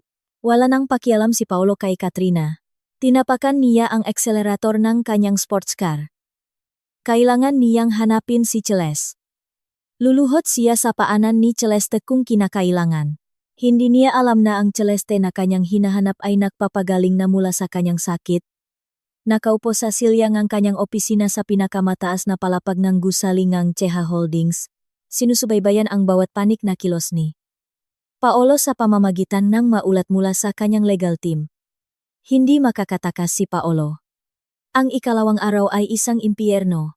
Ang kanyang paglalakbay sa bahay ng mga magulang ni Celeste ay nawisawala. Maliit at simple ang bahay ng magulang ni Celeste. Tulad ng inaasahan niya. Ngunit ang mamagulang ni Celeste, bagamat mukhang mahirap, ay tumingin sa kanya na may halong galit at awa. Wala ron si Celeste. Hindi nila alam kung nasaan ang kanilang anak. Pinalayas mo ang anak ko noong may sakit siya. Hindi ba? Tanong ngang ama ni Celeste. Nanginginig ang kanyang boses sa pigil na galit. At ngayon, hahanapin mo siya. Umalis ka rito. Huwag ka nang tutungtong sa bahay na ito kailanman. Bumalik si Paolo sa siyudad na walang dala. Ang counting pera na natitira sa kanyang emergency account ay naubos sa gasolina para sa biyahe. Nung gabing iyon, nakaroon sila ng malaking away ni Katrina. Nais malaman ni Katrina kung ano ang nangyayari. Nasa bingit ng pagkawasak, sa wakas ay umamin si Paolo. Sinabi niyang mayroon siyang administrative problema at pansamantalang naka-freeze ang kanyang account. Hindi tanga si Katrina. Nakita niya ang demand letter sa mesa. 3 araw, 150 milyong piso. Foreclosure. Bangkarote ka na. Paolo. Sigaw ni Katrina. Pansamantala lang ito, ayusin ko. Kasalanan ni Celeste ang lahat ng ito, sigaw ni Paolo sa sobrang pakadismaya. Wala akong pakialam kung kaninong kasalanan. Ayokong mamuhay kasama ng isang mahirap. Noong gabing iyon, natulog sila sa malamig at marangyang kama na makatalikuran. Hindi nakatulog si Paolo. Ang countdown sa kanyang isip ay patuloy na tumatakbo. Bukas ay ang 3 araw. Ang umaga nga 3 araw ay ang pinakanakakatakot sa buhay ni Paolo. Sumikat ang araw. Ngunit pakiramdam niya ay katapusan ng mundo. 9 AM. Habang sila ni Katrina ay nag-almusal sa isang hindi komportableng katahimikan, tumunog ang doorbell. Nakatinginan sina Paolo at Katrina. Maputla ang kanilang mamukha. Umiling si Paolo. Huwag mong buksan. Magkunwari tayong wala tayo rito. Muling tumunog ang doorbell. Sa pagkakataong ito ay mas malakas, sinabayan ng malalakas na katok sa pinto. Mr. Paolo, alam naming nasa loob kayo. Kami ang execution team mula sa Villarasa and Associates Law Firm. Huminto ang puso ni Paolo. Nagsimulang umiyak sa takot si Katrina. Anong gagawin natin, Paolo? Anong gagawin natin? Humikbi si Katrina. Si Paolo, natakot, ay tumakbo papunta sa likurang pinto. Naisip niyang tumakas sa hardin, ngunit nang buksan niya ang pintong kusina, 2 matipunong security guard na ang nakatayo roon. Manatili po kayo sa loop, sir. Matatak nilang sabi. Napapaligiran na si Paolo. Bumalik siya sa sala. Nang magtagumpay ang legal team na buksan ang pinto sa tulong ng isang locksmith na kanilang dinala, isang lalaking naka-impeccable na suit ang pumasok na may hawak na folder. Sa likod niya, ilang mga court sheriff ang may dalang mga under-levy sticker. Mr. Paolo, tapos na po ang oras ninyo eksaktong pagkatapos ang 3 araw. Sabi ang abogado sa malamig na boses. Sa utos ng korte, sisimulan na namin ang foreclosure procedure sa bahay na ito at sa lahat ng ari-arian sa loob nito para mabayaran ang utang ninyo sa aming kliyente, ang CH Holdings. Hindi, pakiusap, bigyan niyo ako na panahon. Lumuhod si Paolo. Ang kanyang kayabangan ay nawala sa isang iglap. Magbabayad ako, pangako. Bigyan niyo lang ako ng 1 pang linggo. Umiling ang abogado. Binigyan na po kayo ng sapat na panahon. Sisimulan ng aming team ang kanilang trabaho. Ang personal na gamit ninyo na suot ninyo lang ang pwede ninyong dalhin. Mayroon kayong 15 minuto para voluntaryong lisanin ang property na ito. 15 minuto, sigaw ni Katrina. Sa sandaling iyon, napagtanto niya ang katotohanan. Tiningnan niya si Paolo, na nakaluhod sa sahig. Umiyak na parang bata. Ang lalaking akala niya isang hari, ay isa na ngayong pulubi. Tumigas ang mukha ni Katrina. Ayaw niyang lumubog kasama niya. Walang imik. Tumakbo si Katrina sa kanyang silid. Isang naguguluhang si Paolo ang sumigaw. Katrina, saan ka pupunta? Tulungan mo ako. Nagsimula nang pumasok ang nga sheriff. Wala silang pakialam sa drama. Nagsimula silang magdikit ng under-levy, property of Che Holdings, sticker sa flat-screen TV, sa marangyang sofa, sa mga mamahaling painting. Sa labas, narinig ang tunog ng isang tow truck na darating para kunin ang sports car ni Paolo. 5 minuto ang lumipas. Bumaba si Katrina. Hindi na siya umiyak. Hila-hila niya ang 2 malalaking maleta. Simula pa kagabi, nang magloko ang mga cards ni Paolo, ay palihim na siyang nakimpake dahil sa kutob na may masamang mangyayari. Hindi niya pinansin si Paolo na nakatingin sa kanya ng tulala at dumiretso sa pangunahing pinto. Katrina, iwan mo ako? Sigaw ni Paolo na basak ang boses. Huminto si Katrina at lumingon. Puno ngalit ang kanyang muha. Iiwan ka. Siyempre. Ayokong mamuhay kasama ngang isang talunan at mahirap na tulad mo. Akala ko isa kang hari, pero isa ka lang palang payaso. Magdusa ka sa iyong pagbagsak mag-isa, Paolo. Tumawag na ako ang taksi. Paalam. Lumabas si Katrina, hila-hila ang kanyang mga maleta. Nilampasan ang mga sheriff nang hindi lumilingon. Nanigas si Paolo. Pinagtaksilan at iniwan. Eksaktong tulad ng ginawa niya kay Celeste 3 araw na ang nakalipas. Ang pagkakaiba, pinalayas si Celeste noong may sakit siya. At iniwan siya ni Katrina sa kasukdulan ng kanyang pagbagsak. Tapos na ang oras ninyo, Mr. Paolo, sabing isang security guard habang hinahawakan ang braso ni Paolo. Kinalatkat si Paolo palabas ang sarili niyang bahay. Itinapon siya sa mainit na sementong bangketa. Nakapantulog pa rin siya. Nakita niyang hinihila ang kanyang pinakamamahal na sports car palabas ng garahe. Nakita niyang kinakadenahan at sinesliyuhan ang pintong kanyang bahay. Nawala na ang lahat. Sa loob ng 3 araw. Sa sobrang desperasyon, naglakad si Paolo ng walang patutunguhan. Sumakay siya ng bus patungo sa Central Business District, umaasang makakahanap ng tulong mula sa kanyang nga kakilala. Ngunit sa ilalim ng matinding sikat ng araw sa Makati, nang hina ang kanyang nga tuhod, bumaksak si Paolo sa bangketa. Tinitingnan siya ng gadumaraan ng may pagtataka. Ang lalaking dating mayabang ay isa na ngayong panoorin. Nag-isa siya. Walang pera. Walang bahay. Walang sinuman. Sa kanyang matinding panik. Sa kanyang hindi masabing kahihiyan, isang pangalan lang ang naisip ng kanyang utak. Ang pinakmulan ng lahat ng ito. Celeste. Kinapa niya ang kanyang nabulsa.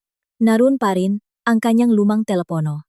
Gamit ang natitirang 15% na baterya na nakapag-charge siya ng palihim saglit sa labas ng isang convenience. Pinindot niya ang call button bago pa tuluyang mamatay ang telepono. Hindi niya inaasahang sasagutin ito. Baka nagpalit na ang numero o patay ang telepono. Ngunit nakring ito isang beses. 2 beses. At sa ikatlong ring, sumagot. Hello? Ang boses ay kay Celeste, ngunit hindi isang mahina at sakiting boses. Ito ang kalmado, malinaw, at malamig na boses ng isang babae. Si Paolo, na magagalit sana, ay biglang nakaramdam ng pagiging maliit. Humagulgol siya. Ang kanyang iyak ay bigla na lang sumabog. Ito ang iyak ng isang talunan. Celeste. Sigaw niya. Samantala, sa 40th floor ng Cheha Holdings Building, sa loob ng isang VVIP treatment suite na ngayon ay ginawang isang pansamantalang marangyang opisina, tahimik na nakaupo si Celeste. Hindi na siya nakaratay sa kama, malusok na siya, masigla, at napaka-dignified. Isang sapphire blue satin headscarf ang nakabalot sa kanyang mukha na mukhang determinado. Sa harap niya, si Director Reyes at ilang mga department head ay nasa isang pulong. Nag-vibrate ang lumang telepono na ipinakuha ni Celeste kay Director Reyes mula sa bahay. Ang pangalang Paolo ay kumikislap sa screen. Huminto ang pulong. Lahat ng mata ay napunta kay Celeste. Itinaas ni Celeste ang isang kamay. Sinasabi sa lahat na manahimik. Tumingin siya kay Director Reyes at bahagyang ngumiti. Pinindot niya ang speaker button para marinig ng lahat sa silid. Agad na umalingaw-ngaw ang desperadong boses ni Paolo mula sa telepono. Celeste, tulungan mo ako. Pakiusap. Hindi ko alam kung anong nangyari. Kinuha nila ang bahay natin. Kinuha nila ang sasakyan. Pinalayas nila ako. Nasa kalye ako. Celeste, bakit nangyari ito? Hinintay ni Celeste na matapos umiyak si Paolo. Sinabi niya sa iba na manatiling tahimik. Ang katahimikan ng silid ay kabaliktaran ng panik na boses ni Paolo sa telepono. Pagkatapos humikbi ni Paolo, inilapit ni Celeste ang kanyang malabi sa mikropono. Sumagot siya sa isang kalmado at malakas na boses. Isang boses na hindi pa narinig ni Paolo dati. Excuse me. Sino po sila? Nakaroon ng katahimikan sa kabilang linya. Biglang tumigil ang pagikbi ni Paolo. Ano? Ako ito, Celeste. Si Paolo? Asawa mo? Ah, Mr. Paolo. Sabi ni Celeste sa isang walang interes na tono, na parang kausap ang isang estranghero. Mukhang may hindi pagkakaunawaan. Una, hindi na kita asawa. Ipinasa na ang annulment papers ko kaninang umaga. Ikalawa, ang bahay natin. 3 araw na ang nakalipas. Nilinaw mo na iyon ay bahay mo, hindi ba? Napasinghap si Paolo. Nanuyo ang kanyang lalamunan. Ang boses na ito ay boses ni Celeste, ngunit hindi ang kanyang Celeste, hindi ang mahinang babae na kaya niyang tapakan. Ang boses na ito ay puno ng autoridad. Celeste, nasaan ka? Bulong niya sa takot. Anong ginawa mo? Ang boses mo. Magaling ka na. Nasa gitna akong isang mahalagang pulong ngayon. Sagot ni Celeste. Sumandal siya sa kanyang silya. Tinitingnan ang cityscape sa malaking bintanang salamin sa likod niya. Pinag-usapan namin ang pagpapalawak ang negosyo sa Middle East. Isang bagay na hindi mo may intindihan. Alam mo na, negosyo. Naguluhan si Paolo. Celeste. Huwag kang magsalita en kalokohan. Tulungan mo ako. Muli siyang nagmakaawa. Alam kong gawa mo ito. Siguradong gawa itong kaibigan mo sa prayer group. Si Director Elena, hindi ba? Ha? Nagreklamo ka sa kanya. Pakiusap. Celeste. Sabihin mo sa kanya na itigil ang lahat ng ito. Gagawin ko ang lahat. Babalikan kita. Hihiwalayan ko si Katrina. Pangako. Narinig ang isang malamig at mapanuyang tawa sa speaker. Tawa iyon ni Celeste. Babalikan ka? Sa tingin mo, pupulutin ko ang basurang itinapon ko na, at si Katrina. Huli ka na. Paolo. Iniwan ka na niya isang oras na ang nakalipas. Pagdating ng execution team, kakareport lang sa akin ng legal team ko. Para siyang binuhusan ng isang timbang malamig na tubig. Alam ni Celeste. Alam niya ang lahat. Pinapanot niya ang lahat. Sino ka? Bulong ni Paolo sa sobrang takot. Ngayon, tumatayo ang balahibo niya sa batok. Sino ka ba talaga? Celeste. Ngumiti si Celeste. Gusto mo ba talagang malaman? Paolo, sa lahat ng taon na nabuhay ka kasama ko, ininsulto mo ako, tinawag na sakitin at walang kwentang babae na naglalaro lang sa kanyang telepono. Hindi mo man lang tinanong kung ano talaga ang ginagawa ko sa telepono ko. Anong ibig mong sabihin? Sumenya si Celeste kay Director Reyes. Si Director Reyes ang sumunod. Hello Mr. Paolo, kausap mo ang Board of Directors ng Celeste Holdings. Nakilala ni Paolo ang kalmadong boses mula sa tawak ng deman. Di Director? Bakit nasa iyo ang telepono ni Celeste? Anong relasyon mo sa asawa ko? Kinuha muli ni Celeste ang telepono. Hindi ko siya kaibigan. Paolo. Siya ang aking kanang kamay. Ang CEO na nagpapatakbo ang kumpanya para sa akin. Katahimikan. Hirap na pinoproseso ni Paolo ang impormasyong iyon. Tinanong mo kung sino ako. Pao papatuloy ni Celeste. Lumapit siya sa bintana.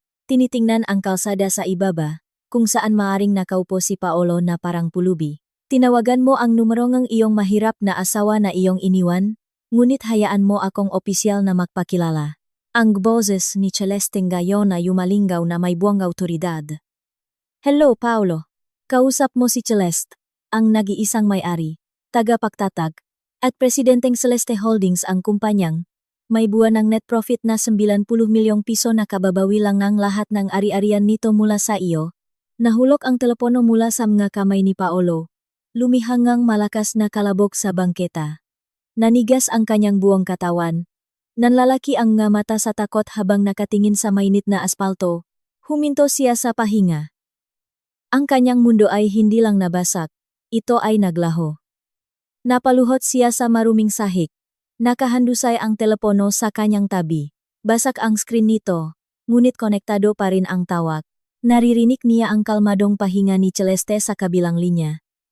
Isang malinaw na kaibahan sa malakas na paktibok ng kanyang sariling puso. Hindi, imposible, bulong ni Paolo. Tumatangging maniwala. Basak ang boses. Ito ay isang bangungot, Celeste.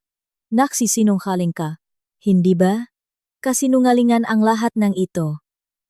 Muling narinig ang boses ni Celeste. Malamig at walang emosyon.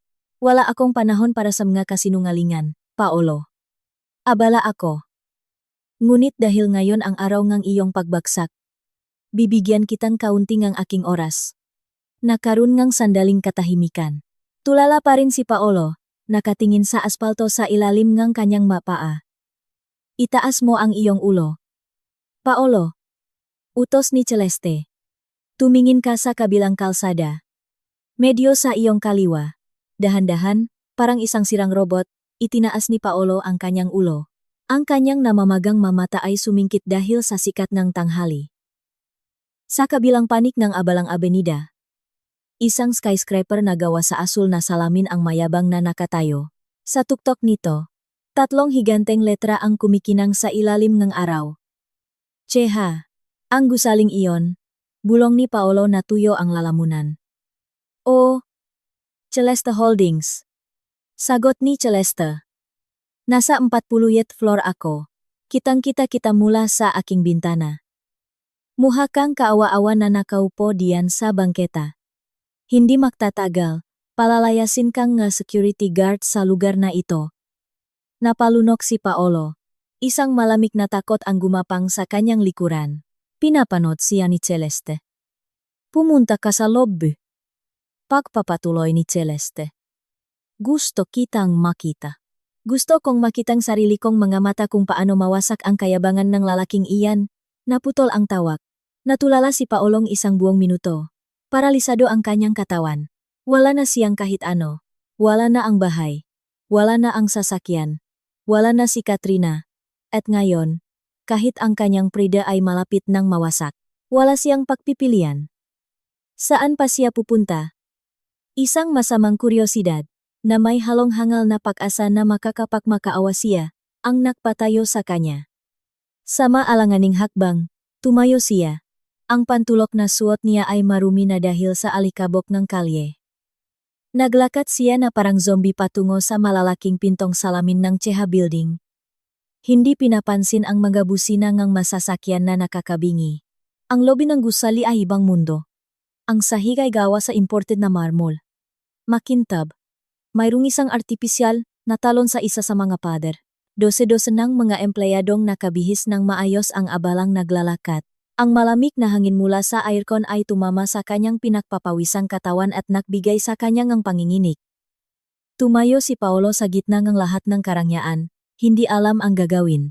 Para siyang isang mansa sa isang puting canvas. Isang magandang resepsyonist ang tumingin sa kanya na may halong pandidiri at hinala. Excuse me sir. May paglilingkod po ba ako?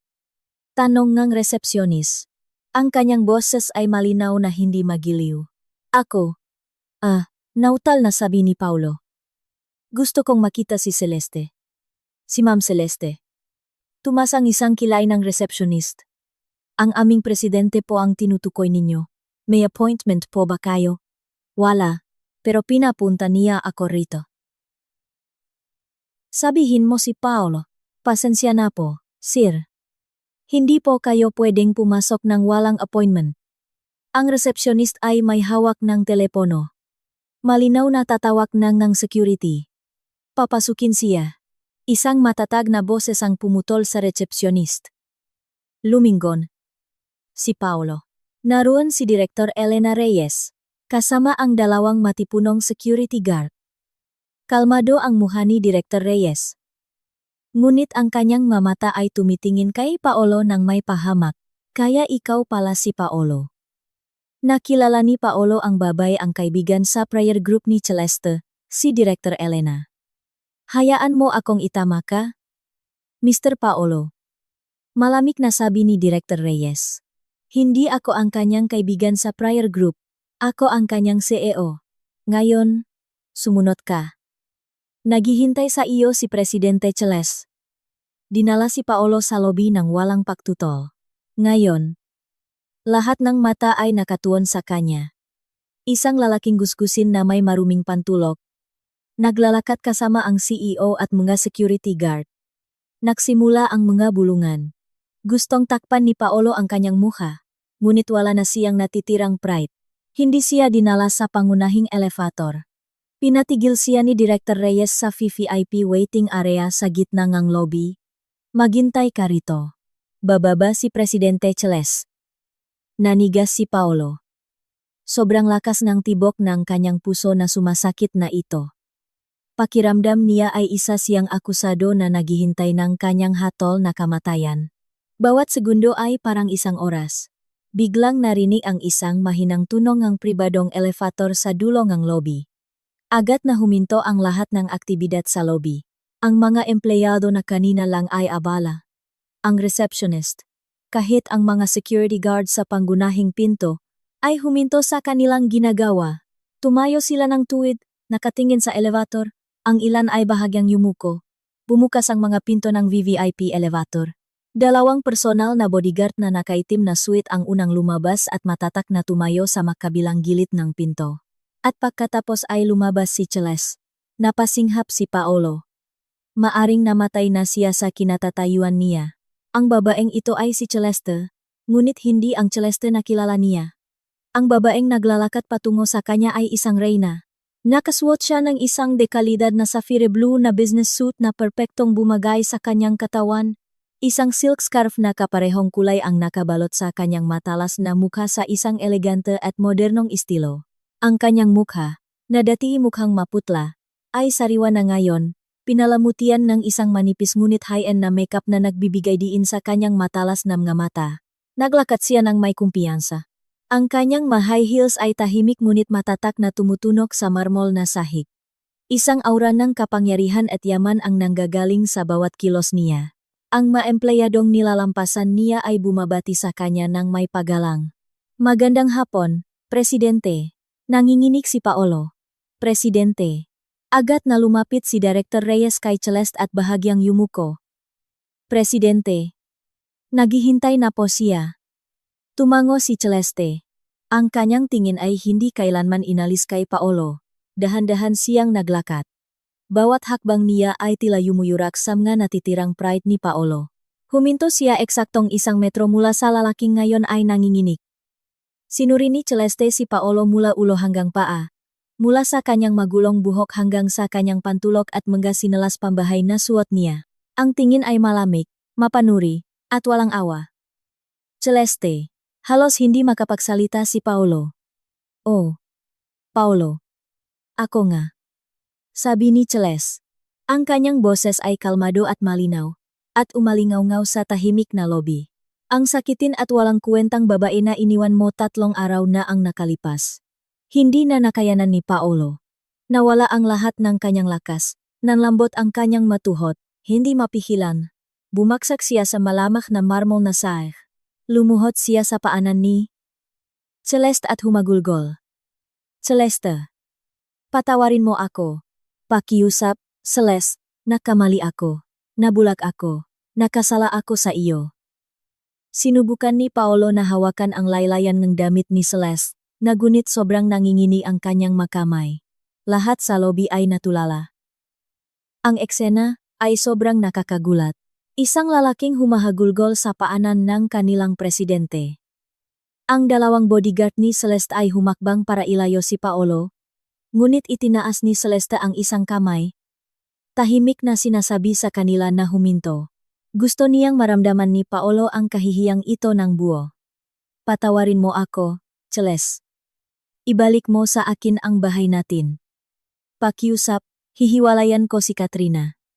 Babalik ako bilang asawa mo. Ako, tiningnan siya ni Celeste ng walang ekspresyon, walang awa, walang galit, tanging isang malamig na kawalan. Yumuko siya ng bahagya. Hindi para tulungan si Paolo na tumayo, kundi para bumulong sa kanya. Tumayo ka. Utos niya. Ang kanyang boses ay mababa. Ngunit puno ng awtoridad. Si Paolo, gamit ang natitirang lakas, ay nanginginig na tumayo. Basang-basang ang luha at pawis ang kanyang mukha. Tiningnan siya ni Celeste ng direkta sa mga mata. Gusto mong magmakaawa? Tanong niya. Ang kanyang boses ngayon ay sapat na malakas para marinig ng mga tao sa paligid. Sayang, Paolo.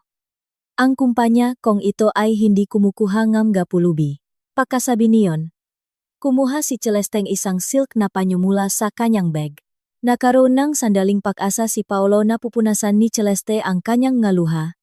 Ngunit ginamit ni Celeste ang panyo para punasan ang isang imahinaryong alikabok sa manggas ng kanyang damit, na parabang may nadikit na marumi.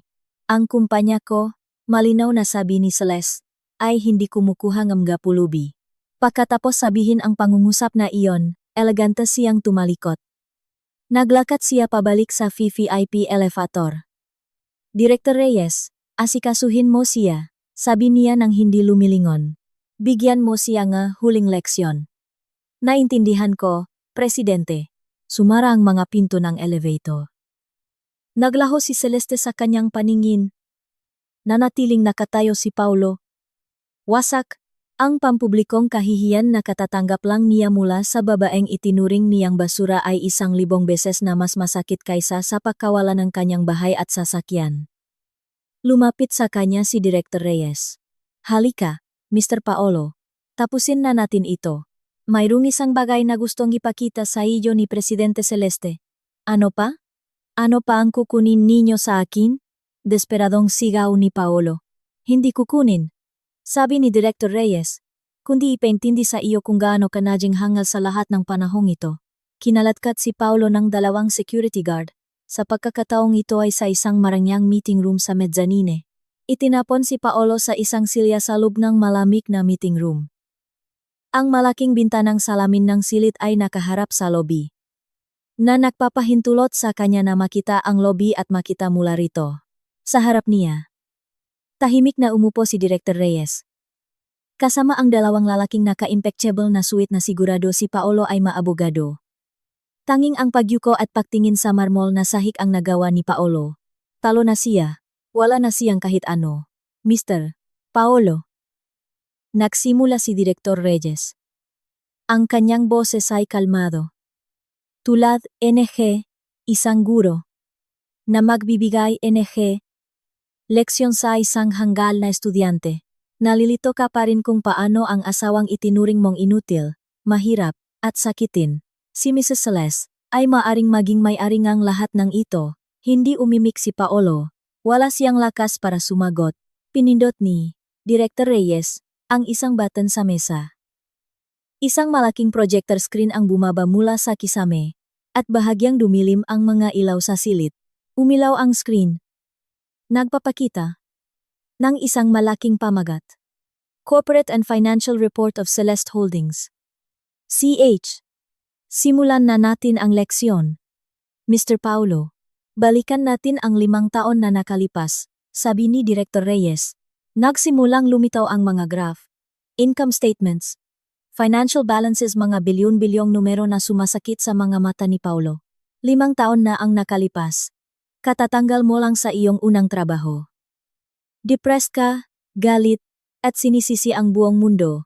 Habang abala ka sa paghahanap ng bagong trabaho at pagluluksa sa iyong kapalaran, ang iyong asawa, na akala mo'y isang may bahay lamang, ay nagsimulang magtrabaho sa kusina. Bahagyang itinaas ni Paolo ang kanyang ulo. Hindi nagluluto para sa iyo. Pagpapatuloy ni Director Reyes na parabang nababasa ang kanyang isip. Bumubuo siya nga mga skincare product gamit ang mga herbal na resipe mula sa kanyang pamilya. Noong iniinsulto mo siya dahil nakatutok sa telepono hanggang hating gabi, ang toto'y sumasagot siya sa daang order mula sa kanyang maunang customer. Gumamit si Mrs. Celesteng Dami Corporation at inilagay ako bilang front. Ginawa niyang mukhang isang maliit na online reseller lang ang negosyo niya. Lahat ng pandaigdigang operasyon ay ginagawa niya sa pamamagitan ng isang highly encrypted na telepono kapag natutulog ka na. Naging bulak ka sa kayabangan mo kaya hindi mo nakita ang imperyong itinatayo niya sa tabi mo. Noong sa wakas ay nakakuha kang bagong trabaho at nagsimulang maging arogante. Lihim siyang umuupang ang isang opisina para sa isang maliit na production space. Nagbago ang screen. Lumitaw ang nalitrato, isang litrato ang isang masikip na opisina, isang litrato ang isang mas malaking bodega, at isang litrato ang isang napakalawak at modernong pabrika, at mga litrato ng mga branch ng CH sa New York, Paris, Shanghai, at Tokyo. Cheha Holdings, Mr. Paolo. Ito ay Celeste Holdings. Celeste ang pangalan ng iyong asawa. Ang kumpanyang ito, ang gusaling ito, lahat ng nakikita mo, ay sa kanya, 100%. Nanjinjinig ng gusto si Paolo. Pero paano? Ang pondo. Ang pra?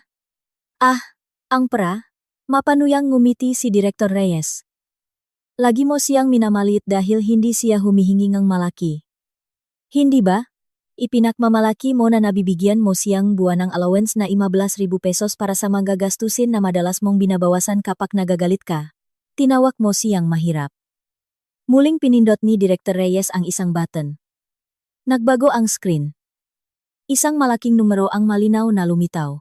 Ay 90 million.00. 90 milyong piso.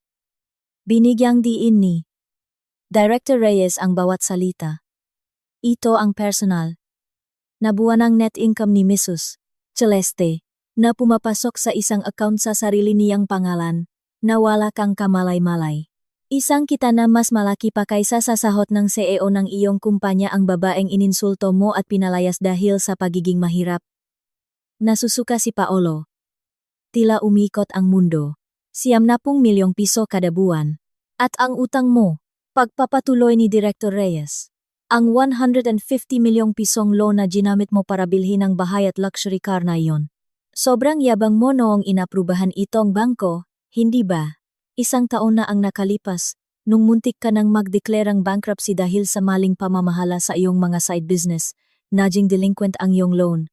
Muntik nang i-foreclose ng bangko ang iyong mga ari-arian. Ngunit nalaman ito ni Mrs. Celeste.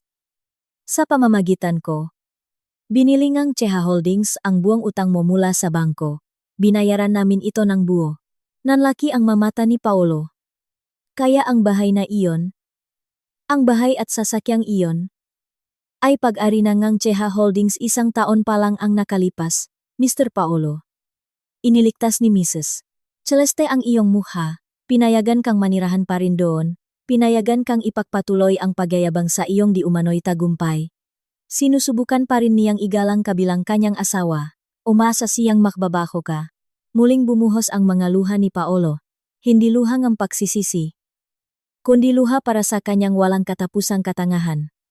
Pinalayas niya ang kanyang tagapagligtas. Alam niyang niloloko ko siya. Bulong ni Paolo na takot na takot. Siyempre alam niya, sabi ni Director Reyes. Alam niya ang lahat. Nagsalita ngayon ang isa sa mga abogado. At ngayon, Mr. Paolo, tingnan natin ang mga ebidensya. Muling nagbago ang screen. Sa pagkakataong ito, hindi mga financial graph, kundi mga video recording. Nakita ni Paolo ang sarili niyang sala. Nakita niya ang sarili niyang malambing na niyayakap si Katrina sa sofa. Ang petsa sa kanang ibabang sulok ang video ay nagpapakita na ito ay 6 na buwan na ang nakalipas. Noong kailangang pumunta ni Celeste sa isang pulong ng kanyang prayer group, nagbago ang video ang kanyang silid tulugan. Nakita ni Paolo si Katrina na sinusukat ang mga damit at alampay ni Celeste. Tumatawa at itinatapon ang mga ito sa sahig. At naroon si Paolo, tumatawa kasama niya. At ang huling video, ang pinakanakamamatay. 3 araw na ang nakalipas, sa parehong silid tulugan. Nakita ni Paolo ang sarili niyang mayabang na nakatayo sa harap ng kama. Nakita niya si Celeste na mahinang nakahiga. Narinig niya ang sarili niyang boses na puno ang galit, umalingaw-ngaw sa meeting room na iyon. Hoy! Babaeng sakitin at walang kwenta. Nasimulan ko na ang mapapeles para sa annulment. Umalis ka sa bahay na ito bukas ng umaga. Tama na, sigaw ni Paolo. Tinatakpan ang kanyang muha gamit ang 2 kamay. Itihil ni Jonah. Pakiusap. Itihil ni Jonah. Naging itim ang screen. Muling natahimik ang silid. Mga hidden camera. Kalmadong, sabi NG abogado. Inilagay 1 taon na ang nakalipas ni Mrs. Celeste nang magsimula siyang maginala na mayroon kang ibang babae. Wasak si Paolo. Ang maebidensya ay hindi matututulan. Hindi niya ito may kakaila. Ikukulong ako ni Celeste? Desperadong tanong ni Paolo. Sa simula, iyon ang plano, sabi ni Director Reyes. Nahanda kami ng makaso para sa psychological abuse sa ilalim ng FEAWC law at concubinage. Sapat na para mabulok ka sa kulungan ng ilang taon.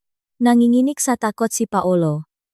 Ngunit, pagpapatuloy ni Director Reyes, nagbago ngang isip si Mrs. Celeste.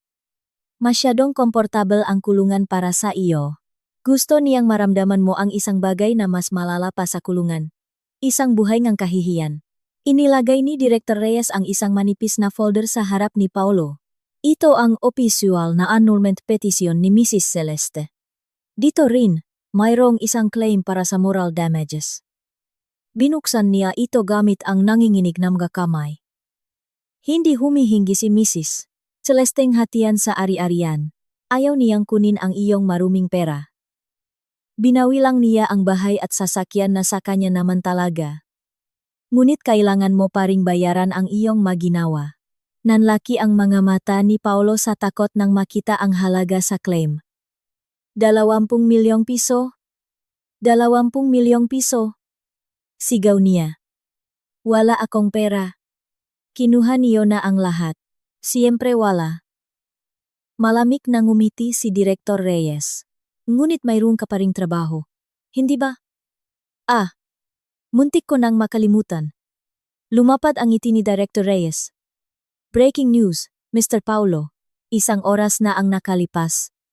Katatapos lang bilhin ng Cheha Holdings ang 70% ng mga share ng kumpanyang pinagtatrabahuhan mo, at bilang bagong majority shareholder, inutos ni Presidente Celeste ang isang malalim na financial audit. Natuklasan ang maebidensya ang paglustay mo ang pondo ang kumpanya. Opisyal ka nang inilagay sa preventive suspension ng walang sahot habang iniimbestigahan. At kapag napatunayan sa dole, hindi ka lang tanggal sa trabaho. Haharap ka pa sa kasong kriminal na estafa. Ito ang huling pako sa kabaong ni Paolo. Nawala na ang lahat sa kanya. Bahay, sasakyan, asawa, iPhone. At ngayon, ang kanyang trabaho ang pinakmulan ng kanyang pride. Mga demonyo kayo. Sigaw ni Paolo na basak ang boses. Nahahatit lang kami ng hustisya, sabi ni Director Reyes. At tungkol sa 20 milyong pisong utang na iyon. Napakabait ni Mrs. Celeste. Alam niyang hindi mo ito kayang bayaran. Kaya binibigyan ka niya ang isang pagpipilian. Inilagay ni Director Reyes ang isa pang piraso ngang papel sa harap ni Paolo. Pirmahan mo ang public confession na ito. Aminin mo ang lahat ng iyong ginawa. Kapag pinirmahan mo ito, iurong namin ang civil case na 20 milyon dahil alam naming wala kang pambayad. Ngunit tandaan mo, ang dokumentong ito ay ipapadala namin sa lahat ng malalaking kumpanya at headhunters sa buong Pilipinas. Sisiguraduhin ni Presidente Celeste na blacklisted ka na sa buong industriya. Wala ng kumpanya ang tatanggap sa isang taong tulad mo. Tiningnan ni Paolo ang confession.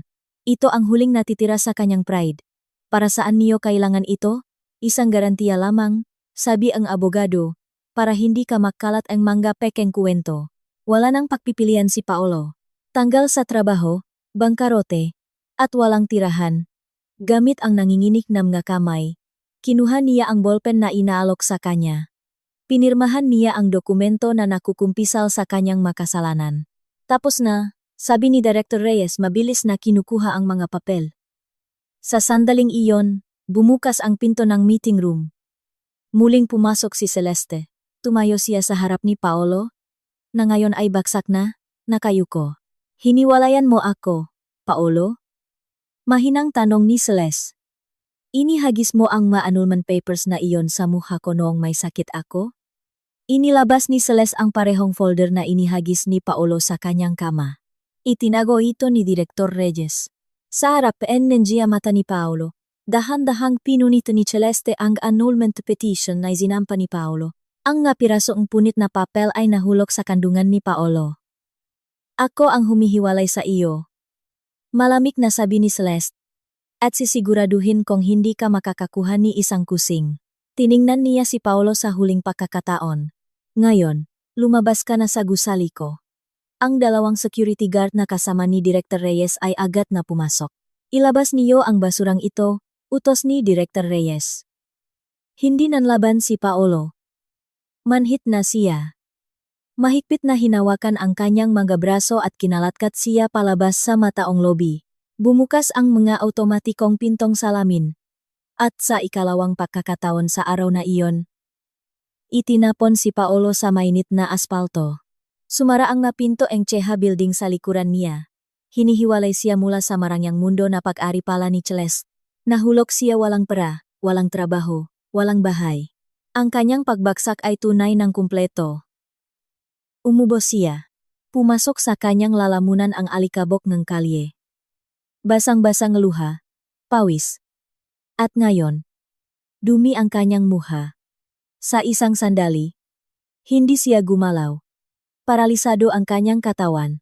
Hindi na kayang iproseso ang kanyang utak ang pagbagsak na nangyari ng napaka-perpekto at mabilis. Tanggal sa trabaho. Bangkarote. Iniwan ng kanyang krida. At ipinahiya sa publiko ng asawang itinuring niyang basura. Ang confession kanyang makasalanan na kanyang pinirmahan ay parang isang hatol na kamatayan. Tinitignan siya ngam gadumaraan ng may pagtataka isang lalaking may maruming pantulok na umiyak sa harap ng lobby ng isang marangyang gusali. Isang security guard mula sa gusali ang nakatayo na ngayon sa pinto, matalas na nakamasid sa kanya, sinisigurong hindi siya susubok na pumasok muli, kailangang umalis ni Paolo. Hindi siya pwedeng manatili ron magpakailanman. Gamit ang natitirang lakas, tumayo siya. Nanginginig ang kanyang ngatuhod. Nagsimula siyang maglakad ng walang patutunguhan. Saan pupunta? Wala siyang bahay. Kinapa niya ang kanyang, nga walang laman na bulsa. Naiwan ang kanyang sirang telepono, sa lobi ng kinalatkat siya. Ngayon, wala na talaga siyang iba kundi ang damit na suot niya. Kumalam ang kanyang tiyan. Gutom na siya. Huli siyang kumain sa tensyonadong almusal kasama si Katrina. Ilang oras na ang nakalipas. Nagsisimula ng lumubog ang araw sa kanluran. Mainit at nakakasakalang hangin. Naalala niya ang kanyang makaibigan. Ang kanyang party friends. Maari siyang manghiram ngang para sa kanila. Naglakad siyang ilang kilometro papunta sa coffee shop kung saan sila madalas makita. Nang may kahihiyan sa mukha, pumasok siya. Naroon ang ilan sa kanyang nga kaibigan. Paolo? Grabe? Anong nangyari sa iyo? Tanong ngang isa sa kanila. Nagulat sa kanyang itsura. Ikinuwento ni Paolo ang kanyang istorya. Isang baluktot na bersyon. Na-frame up ako, pare. Naka-freeze ang mga account ko. Pahiramin mo muna ako ng pera. Naging malamig ang mukang nagulat na kaibigan. Pasensya na, Pao. Kakakalat lang ng balita sa group chat. Tinanggal ka raw sa kumpanya. Hindi ba? At kinuha nga Cheha Holdings ang mga ari-arian mo. Natigilan si Paolo. Paano ninyo nalaman? Alam na ang lahat. Kinalaban mo ang Celeste Holdings. Baliw ka? Pasensya na, Pao. Hindi kita matutulungan. Ayokong makaproblema sa Cheha. Tumayo siya at nakmamadaling umalis. Ang iba pang makaibigan ay nakunwaring hindi siya nakita. Nag-isa si Paolo sa gitna ng coffee shop. Pinalabas siya ni waiter ng may pahiwatig. Pumalik siya sa kalye. Napahiya. Isa na siyang itinakwil. Walang sinumang nangahas na lumapit sa kanya dahil sa takot sa anino ni Celeste. Dumating ang gabi. Gutom na si Paolo. Sumiksik siya para matulog sa harap ng isang saradong tindahan, gamit ang kanyang mabraso bilang unan, nanginginig sa lamig. Ang ugong ng malamok at ang amoy ng makanal ang kasama niya sa kanyang pagtulog, ito ang kanyang instant karma. Samantala, sa ibang bahagi ng siyudad, nagpapanik si Katrina. Nakatakas siya mula sa bahay ni Paolo dala ang dalawang maleta na puno nga damit at branded na bag. Pansamantala siyang umupa ngang isang murang kuwarto sa isang motel. Kinontak niya ang ibang mayayamang lalaki sa kanyang listahan. Kailangan niyang makahanap agad ng kapalit ni Paolo. Hello? Mr. Tan. Si Katrina ito. Hindi ka ba busy? Mag-dinner tayo. Sabi niya sa malanding boses sa telepono. Katrina. Sinong Katrina? Sagot ng lalaki. Naku. Sir. Si Katrina po. Nakita tayo sa party. Ah, si Katrina. Ang girlfriend ni Paulo na bangkarote. Agad na nagbago ang boses ng lalaki. Pasensya na. Busy ako ngayon. Huwag ka nang tatawag ulit. Naputol ang tawag. Natigilan si Katrina. Sinubukan niyang tawagan ang isa pang lalaki. Pareho ang sagot. Kumalat na parang apoy ang balita ngang pagbagsak ni Paolo. At nadamay ang kanyang pangalan. Siya ang babaeng kasama ngang lalaki noong bumagsak ito. Siya ang pinalayas na krida. Wasak na ang kanyang reputasyon sa alta sosyedad at sa mga mayayamang lalaki. Walang gustong lumapit sa kanya. Sa kasamaang palad, hindi doon natapos ang kanyang malas. Habang nagluluksa siya sa kanyang kapalaran sa kuwarto ng motel, may kumatok sa pinto. Dalawang lalaking, naka-impeccable na suit ang nakatayo roon. Miss Katrina. Kami po, ay mula sa Villaraza and Associates Law Firm. Isang supina. Huminto ang puso ni Katrina. Tinanggap niya ang supina gamit ang nanginginig na mga kamay. Dinemanda siya ni Celeste.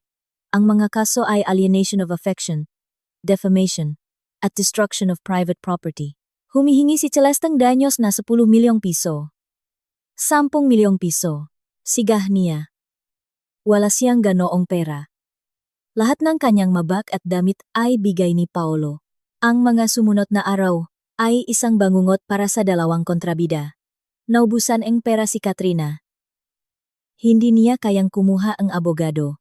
Nagsimula siyang ibenta ang kanyang mga branded na bag isa-isa sa bagsak presyo para mabuhay at bayaran ang kuwarto sa motel. Si Paolo pagkatapos na 3 araw na gutom at pagtulog sa kaya, siya siya nilunok ang kanyang pride. Kailangan niyang kumain. Naglakad siya papunta sa divisoria, kung saan nagtatrabaho ang mga kargador. Ang kanyang dating guwapong muha ay marumi na ngayon.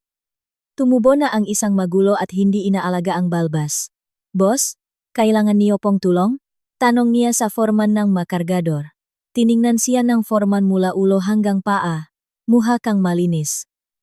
Kaya mo bang magbuhat ng masakong bigas? Malakas po ako, sir. Kailangan ko pong kumain, nagmamakaawang sabi ni Paolo. Buhatin mo ang masakong iyon papunta sa truck. Babayang sa dinang 15 piso kada sako? Sabi ng foreman. Ganun nagsimula ang bagong buhay ni Paolo. Ang lalaking dating nagsusuot ng malilinis na polo at nagmamaneho ng sports car, ay nagpapawis na ngayon sa ilalim ng nakakapasong araw, nagbubuhat ng masako ng bigas na tumitimbang ng ilang dosenang kilo, ang kanyang katawan. Na dati matipuno, ay payat na ngayon. Nasunok na ang kanyang balat sa araw. Itim na ito at marumi. Ang kanyang makalamnan ay lumitaw hindi dahil sa ehersisyo sa gym, kundi dahil sa sapilitang pagtatrabaho. Palagi nang masakit ang kanyang likod at kalyado at madalas na sugatan ang kanyang makamay. Matagal na niyang nakalimutan ang amoy ng malinis na damit o mamahaling pabango.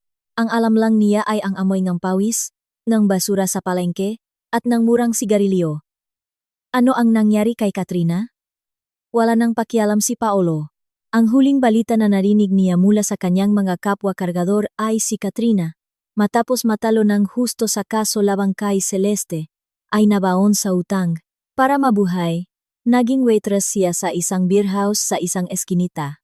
May tsismis na nahuli siya sa isang ride ilang linggo na ang nakalipas. Ang kanyang kapalaran ay mas malala pa kaysa sa simpleng kahirapan. Wasak siya.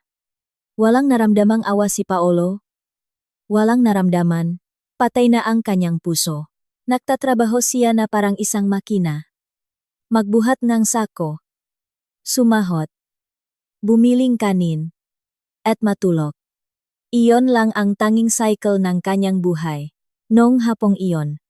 Pagkatapos ang 12 oras na walang tigil na trabaho, natanggap ni Paolo ang kanyang sahot 750 piso sa mga lukot na pera. Lumabas siya sa palengke. Hila-hila ang kanyang masakit na mabinti. Huminto siya sa kanyang karaniwang kainan. Isang plato ng kanin na may ulam. Take out. May hawak na plastik ng pagkain. Naglakad siya papunta sa isang malaking intersection. Umupo siya sa maruming bangketa. Nakasandal sa isang poste ng traffic light. Binuksan niya ang plastik para sa kanyang nag-isang hapunan sa araw na iyon. Sa kabilang kalye, isang higanteng video screen sa pader ngang isang mataas na gusali ang umilaw. Bigla itong nagpakita ng live broadcast ng isang business news program. Napatigil si Paulo sa pagsusubo ng kanin. Ang kanyang plastik na kutsara ay huminto sa ere. Sa higantang screen na iyon, narunang mukha ni Celeste. Ito ay isang live broadcast ng global launch event ng CH nung umagang iyon. Ang napakalinis, kalmado, at dignified na mukha ni Celeste ay pumuno sa screen na may sukat na ilang dosen ng metro. Isang dayuhang reporter ang nagtanong sa Ingles na isinalin sa screen. Presidente Celeste, kayo po ay kasalukuyang isa sa mga pinakamayaman at pinakaimpluwensyal na babae sa Asya. Ano po ang sikreto ng inyong tagumpay? Napigil ang hininga ni Paolo. Nakita niyang bahagyang ngumiti si Celeste. Walang sikreto, sagot ni Celeste. Ang kanyang boses ay malinaw na narinig sa buong intersection. Hindi lang ako tumigil sa pagtatrabaho. Hindi ako tumigil na maniwala sa aking kakayahan. Kahit na noong minamaliit ako at tinatawag na walang kwenta ang taong pinakamalapit sa akin. Nahulog ang plastik ng pagkain mula sa mga kamay ni Paolo. Ang kanin at ulam ay kumalat sa maruming bangketa. Ngunit wala nang pakialam si Paolo. Ang kanyang mamata ay nakatutok sa screen. Doon sa itaas, sa kalangitan, ang babaeng tinawag niyang sakitin at walang kwenta ay ini-interview bilang isang reyna ng pandaigdigang negosyo. At dito sa ibaba, sa aspaltong kalye, ang lalaking tinawag ang sarili na isang hari, ay nakaupo na parang pulubi. Tinitingnan ang natirang kanyang hapunan na halo-halong alikabok. Yumuko ng malalim si Paolo. Hindi siya umiyak, tumawa lang siya. Isang tuyong tawa, puno ng desperasyon. Talo na siya. Hindi lang niya nawala ang kanyang yaman, hindi lang niya nawala ang kanyang posisyon, nawala na niya ang lahat. Ang babaeng iniwan niya ay hawak na ngayon ang mundo, at siya, wala na siyang kahit ano, kahit ang pride para pulutin ang natapong kanin. Natupat na ang karma ang misyon nito.